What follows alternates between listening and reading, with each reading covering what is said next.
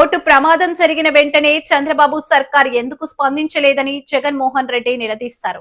విశాఖలోని మత్స్యకార కుటుంబాలను జగన్ పరామర్శించారు. బోటు ప్రమాదంపై వివరాలను అడిగి తెలుసుకున్నారు.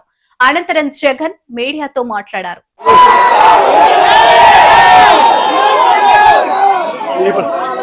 ఈ ప్రభుత్వంలో ఏమీ రాదు, అది పక్కన పెడితే ఆ 10 లక్షలు ఏదైతే అప్పట్లో గత ప్రభుత్వంలో మేము అనౌన్స్ మేము ఏదైతే ఇంప్లిమెంట్ చేసినామో, మామూలుగా ఏ తప్పు జరగకపోయినా కూడా, ప్రభుత్వం ఏ తప్పు చేయకపోయినా కూడా, నార్మల్ సర్కమ్స్టాన్సెస్ లో ఏదైనా దుర్ఘటన జరిగితే ఆ 10 లక్షల రూపాయలు ఇచ్చే పరిస్థితి. అలాంటిది ఇంత ప్రభుత్వం తప్పు జరిగినప్పుడు, ప్రభుత్వమే దీనికి బాధ్యత వహించాల్సిన పరిస్థితి ఉన్నప్పుడు కేవలము ఆ 10 లక్షల్లోనే 5 లక్షలు ఇచ్చి చేతులు దులుపుకుంటాము అని అంటే ఇది కరెక్టేనా, న్యాయమేనా, ధర్మమేనా అని అడుగుతా ఉన్నా. మరొకసారి ఈ ప్రభుత్వం ఇలాంటి తప్పులు ఎవరు చేయకుండా ఉండాలి అని అంటే కలెక్టర్లు కానీ, పోలీస్ డిపార్ట్మెంట్ కానీ ఒక కంప్లైంట్ కనుక చేతికి వస్తే, మనుషులు చనిపోతా ఉన్నారు, వెంటనే ఆదుకోవాలి అని చెప్పి ఎవరైనా కంప్లైంట్ చేస్తే స్పందించే తీరును మెరుగుపరచాలి అని అంటే ప్రభుత్వం అన్నది ఒక షాక్ తగిలితే తప్పనిచ్చి, ఆ అధికారులకు ఒక షాక్ తగిలితే తప్పనిచ్చి స్పందన అనేది రాదు. కాబట్టి ఖచ్చితంగా చెప్తా ఉన్నాం, ఈ చనిపోయిన 6 కుటుంబాలకు ప్రతి కుటుంబానికి ₹1 కోటి కాంపెన్సేషన్ ఖచ్చితంగా.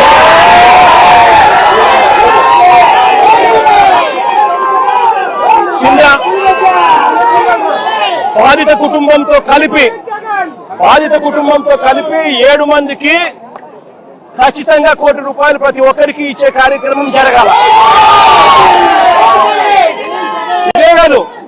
ఇదే కాదు ఖచ్చితంగా బోటు కూడా, కొత్త బోటు కూడా, వీళ్ళు ఏదైతే బోటు పోగొట్టుకున్నారో కొత్త బోటు కూడా తీపిచ్చాల. కనీసం ఈ మాదిరిగా ప్రభుత్వం అన్నది షాక్ తగిలితే తప్పనిచ్చి, కనీసం రేపు పొద్దున అధికారులు అనే వాళ్ళు ఎవరైనా కూడా ఏదైనా కంప్లైంట్ వస్తే ఇంత సివియర్ గా రామిఫికేషన్స్ ఉంటాయి, ఇంత సివియర్ గా పెనాల్టీస్ ఉంటాయి. కాబట్టి ఖచ్చితంగా ప్రభుత్వం తప్పిదం అనేది ఉండకూడదు అని జాగ్రత్తలు పడతారు. ఎవరైనా కూడా కంప్లైంట్ ఇస్తే వెంటనే పరిగెత్తి వాళ్ళకి సహాయం చేసే కార్యక్రమం జరుగుతుంది. ప్రభుత్వం అన్నది రోల్ మోడల్ గా ఉండాలి. ప్రభుత్వం అన్నది తప్పు చేసే ప్రభుత్వంగా ఉండకూడదు. కాబట్టి ఇలాంటి ఖచ్చితమైన కాంపెన్సేషన్స్ ఖచ్చితంగా ఇవ్వాలని ఈ రాష్ట్ర ప్రభుత్వాన్ని గట్టిగా డిమాండ్ చేస్తా ఉన్నా. నేను ఇంకొకటి కూడా చెప్తా ఉన్నా, ఈ ప్రభుత్వం కనీసం వీళ్ళని చూడడానికి ఇంటికి కూడా రాలా. కనీసం ఆమె కూడా మానవత్వం కూడా లేని ఈ ప్రభుత్వం. నేను ఇలా ఈ కుటుంబ సభ్యులకు అందరికీ కూడా ఒకటే చెప్తా ఉన్నా, ఈ చెల్లికి చెప్తా ఉన్నాను, ఈ తల్లికి చెప్తా ఉన్నాను, చిన్నకు చెప్తా ఉన్నాను, ఈ ప్రభుత్వము స్పందించకపోయినా కూడా ఎవరు భయపడకండి, బాధపడకండి.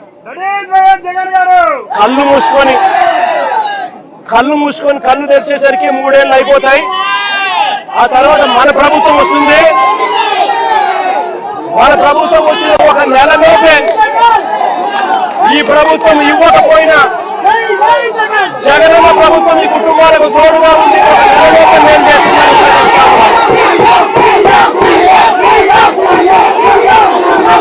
అది బాధ్యత ఖచ్చితంగా చేయిస్తాము.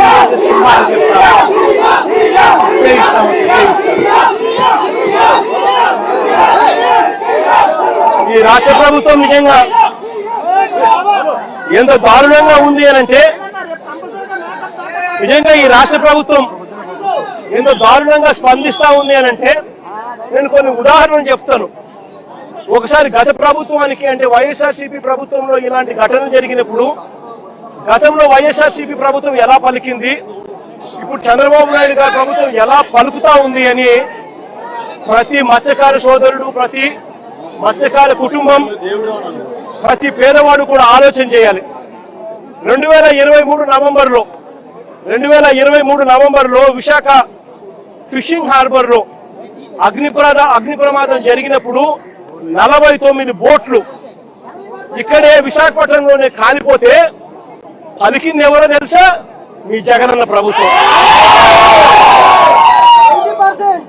ఏకంగా వెంటనే 80% ఆ బోటు విలువలో 80% విలువ కట్టి 7,11,00,000 రూపాయలు వెంటనే వాళ్ళకి రిలీజ్ చేసినాం ఆ రోజు 2023 నవంబర్లో.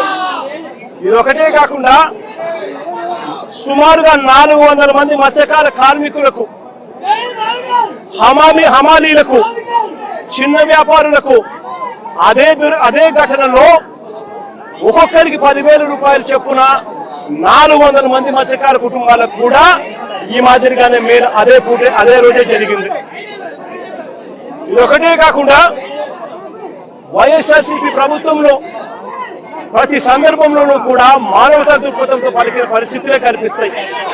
2018లో నా పాదయాత్ర జరుగుతూ ఉన్నప్పుడు 22 మంది మత్స్యకారులు పాకిస్తాన్ లో నిర్బంధించారు.